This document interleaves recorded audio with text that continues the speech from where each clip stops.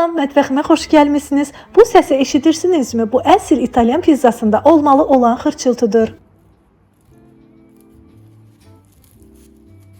Baxın, pizzanın dilimi necə rahatlıqla bükülür, qırılmır, amma xırçıldayır. Bu nəticə təsadüfi deyil, xəmiri orijinal İtalyan üsulu ilə hazırlanıb. Biraz səbir, doğru nisbətlər və düzgün bişirmə. İndi isə gəlin bu ləzzətin sirrini birlikdə addım-addım hazırlayaq. Resepti elə sadə izah edəcəyim ki, siz də evdə rahatlıqla edə bilərsiniz. 3 stəkan pizza üçün nəzərdə tutulmuş unu qaba əlavə edirəm. Üzərinə 1 çay qaşığı duz və yarım çay qaşığı maya əlavə edib quru halda qarışdırıram. Əvvəlcə bu mərhələ vacibdir ki, maya və duz una bərabər yayılsın deyə öncədən unlu qarışımı qarışdırıram. Quru qarışımı qarışdırdıqdan sonra üzərinə 1 stəkan yarım ilıq su əlavə edib xəmir yoğurmağa başlayıram. Xəmiri yaxşı toparlamaq üçün üzərinə 2 xörək qaşığı bitki yağı çəkirəm.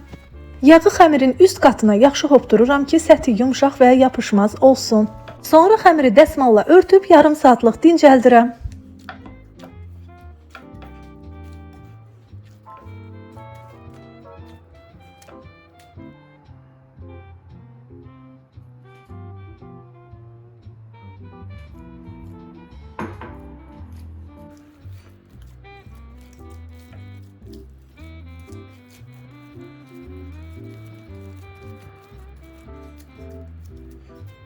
İndi isə pizzanın üzəri üçün olmazsa olmazı təzə pomidorlu sosunu hazırlayıram. Pomidorun təzə dadını zeytun yağının aroması ilə birləşdirəcəyik. Əvvəlcə 3-4 ədəd pomidorun qabığını soyub blenderda əzərək püre halına gətiririk.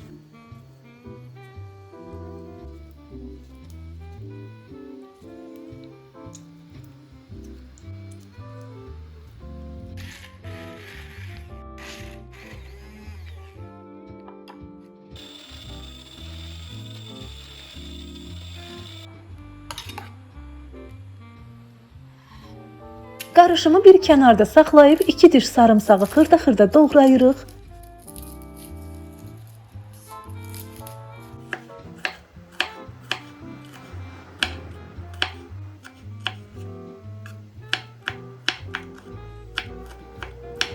Xatırladım ki, bu sos pizzaya möhtəşəm dad verir. Bu sadə mərhələ pizzanın ləzzətini bir üst səviyyəyə çıxarır. Xırda doğradığım sarımsağı birazca zeytun yağında qovururam. Sarımsağın aroması açılır. Kənara ayırıb qoyduğum pomidor püresini qovrulan sarımsaq qarışığının üzərinə əlavə edirəm. Qarışımın üzərinə 1 çay qaşığı duz, 1 çay qaşığı oregano əlavə edirəm. Bu arada istifadə etdiyim oregano əsasən İtalyan və Yunan mətbəxində çox sevilir. Pizza üçün onun aroması çox önəmlidir.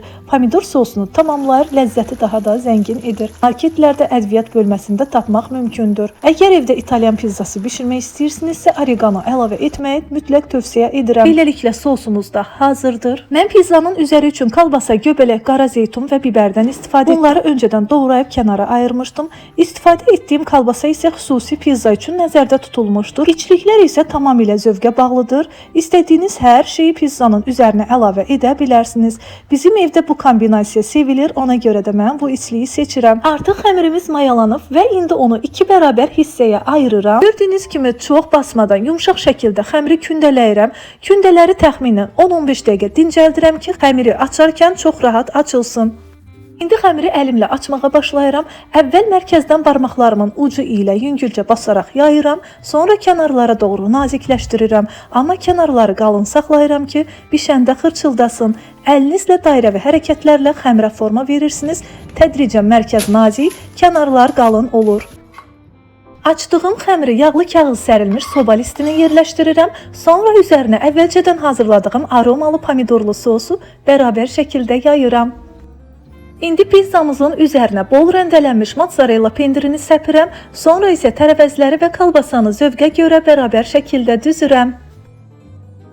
Əziz izləyicilərim, əgər videomu bəyənirsinizsə kanalıma abunə olmağı və videoya like qoymağı unutmayın. Rəylərinizi də yazın, fikirlərinizi bilmək mənim üçün çox önəmlidir. Sizin dəstəyinizlə kanalımızı daha da böyüdə bilərik və bir yerdə yeni ləzzətli reseptləri kəşf edə bilərik. Hadi birlikdə bu yolda irəliləyək.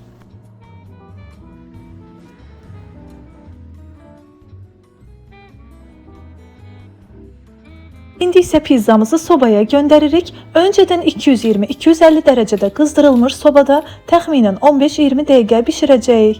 Pizzamızı sobaya qoyduqdan təxminən 10 dəqiqə sonra çıxarırıq.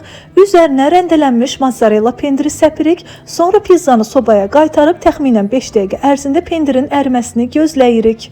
Və nəhayət pizzamızı dilimləyirəm. Baxın pendir necə uzanır. Hər dilimdə həm gözəl, həm də ləzzətli görünüş yaranır. Videomu izlədiyiniz üçün hər birinizə təşəkkür edirəm. Əgər videomu bəyəndinizsə like qoymağı və rəylərinizi yazmağı unutmayın. Kanalım Nigar's Kitchen'ı izləməyə davam edin. Bu günlük də bu qədər. Yeni videolarımda görüşənədək hələlik.